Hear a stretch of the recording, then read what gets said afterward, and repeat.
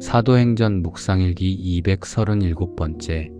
복음의 진정한 능력은 살아있는 생명력에 있습니다. 사도행전 18장 14절에서 17절 말씀. 바울이 막 입을 열려고 할 때 갈리오가 유대 사람에게 말하였다. 유대 사람 여러분, 사건이 무슨 범죄나 악행에 관련된 일이면 내가 여러분의 송사를 들어주는 것이 마땅할 것이요. 그러나 문제가 언어와 명칭과 여러분의 율법에 관련된 것이면 여러분이 스스로 알아서 처리하시오. 나는 이런 일에 재판관이 되고 싶지 않소. 그래서 총독은 그들을 재판정에서 몰아냈다.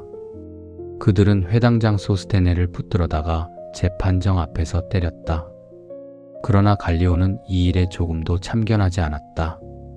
아멘. 좋은 아침입니다. 오후에 비 소식이 있어서 그런지 아침부터 눅눅하고 찌는 듯합니다.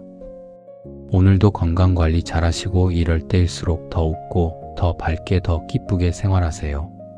날씨는 일시적으로 우리 몸을 무겁게 누르기도 하지만 우리의 마음마저 그 날씨에 이끌려 갈 수는 없습니다. 외부의 환경이나 타인의 시선에 얽매이지 않고 내면의 기쁨과 평안을 꿋꿋하게 지켜내는 것이야말로 그리스도인이 가진 진정한 능력이죠. 비록 습하고 지치는 날일지라도 나를 향해 웃어주는 곁의 사람들과 소소한 일상의 행복을 발견하며 오늘 하루도 생명력 넘치는 거룩하고 맑은 시간으로 채워가시기를 기원합니다. 어제부터 우리는 고린도의 총독 법정에 있습니다. 늘 그렇듯 무리한 고소와 억울한 판결이 교차하는 그런 이야기가 지속되죠. 그런데 오늘 본문은 제가 특별한 메시지를 던집니다. 복음의 진정한 능력이 굳어진 교리가 아니라 살아 숨쉬는 생명력에 있다는 사실을 다시금 깨닫게 하고 있기 때문이죠. 이제 잠시 우리 모두 시간 여행을 해보겠습니다. 시간을 거슬러 1세기의 화려하고 복잡한 항구 도시 고린도의 한 재판정으로 들어가 보겠습니다. 당시 로마 제국은 수많은 민족과 종교가 뒤섞인 거대한 용광로와 같았습니다.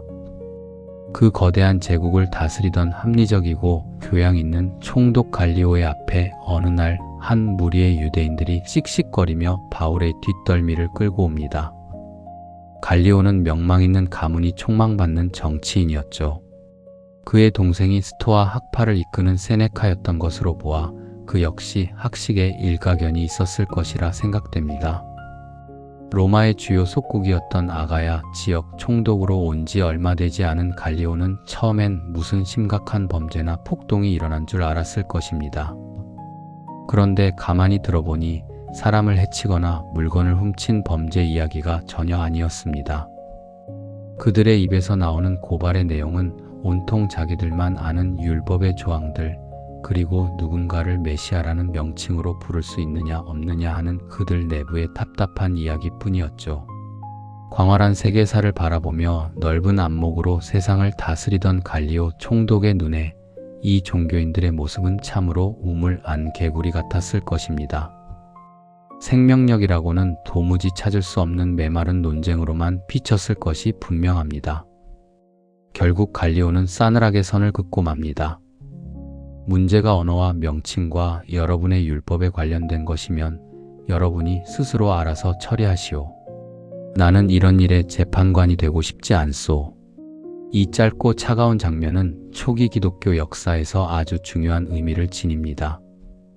생명을 낳고 사람을 살려야 할 신앙이 어느새 누가 진짜냐, 어떤 단어를 써야 맞느냐를 가르는 차가운 정죄의 도구로 전락해버렸음을 보여주기 때문입니다. 세상의 아픔과 눈물에는 관심이 없고 오직 자신들의 종교적 기득권과 배타적인 울타리를 지키기 위해 언어와 명칭에 덫에 갇혀버린 슬픈 종교인들의 자화상이 바로 이 법정 안에 있는 유대인들의 모습입니다. 우리가 사는 자연의 세계를 가만히 바라보면 생명은 결코 멈춰 있지 않습니다. 환경에 적응하고 껍질을 깨며 끊임없이 진화하고 뻗어나갑니다. 하나님의 세계관은 한 곳에 머무르지 않고 언제나 끝없이 넓어지는 세계관입니다. 반면 우리 인간들의 세계관은 자꾸만 선을 긋고 다른 이들을 잘라내며 배타적이고 편협한 방향으로 흐르죠. 그렇게 스스로를 차별과 우월 그리고 배척의 좁은 감옥에 가두고 맙니다. 고린도의 유대인들이 주인 신앙이 바로 과거의 모양 그대로 딱딱하게 굳어버린 화석과 같았습니다. 그들에게 중요한 것은 죽은 문자와 명칭을 지키는 일뿐이었습니다. 하지만 바울이 전한 복음은 전혀 달랐습니다.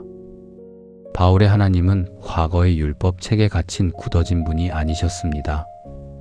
그분은 지금 땀 냄새 나는 고린도의 천막 작업장 한가운데서 숨 쉬고 거친 이방인들의 삶 속에 깊이 스며들어 그들을 따뜻하게 변화시키는 역동적인 생명이었습니다. 하나님은 우리가 멋진 종교적 언어를 유창하게 구사하는 개념의 신자가 되기를 결코 원치 않으십니다. 머리로만 믿고 입술로만 외치는 신앙은 세상의 작은 시련과 바람에도 쉽게 무너지고 맙니다. 주님은 우리가 척박하고 거친 현실 속에서도 묵묵히 기쁨과 감사를 캐내는 실존적 신앙인, 곧 영적인 개척자가 되기를 간절히 바라고 계십니다. 오늘 우리의 신앙은 과연 어떤 모습입니까? 어쩌면 우리도 갈리오 총독 앞에 섰던 그들처럼 세상 사람들은 도무지 이해하지 못하는 우리들만의 언어와 명칭에 덫에 갇혀 있지는 않습니까?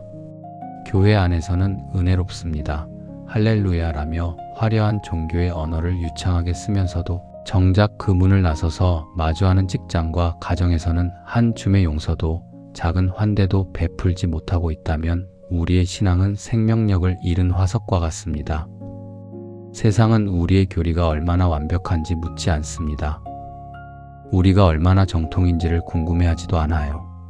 세상이 진정 목말라 하는 것은 그 복음이 당신의 오늘을 얼마나 기쁘게 하고 당신 곁의 사람을 얼마나 따뜻하고 넓게 품어내는지 보여주는 그 살아 숨쉬는 실천적 뒷모습입니다. 독일의 영적 지도자 디트리히 보네퍼는 기독교의 본질은 삶의 한가운데서 하나님을 긍정하는 것이라고 말했습니다.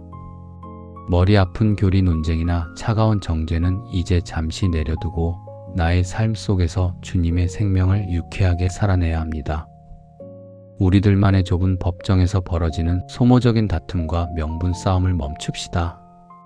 그리고 주님이 일하시는 오늘이라는 우리의 일상이 신앙이 되기를 기도합시다.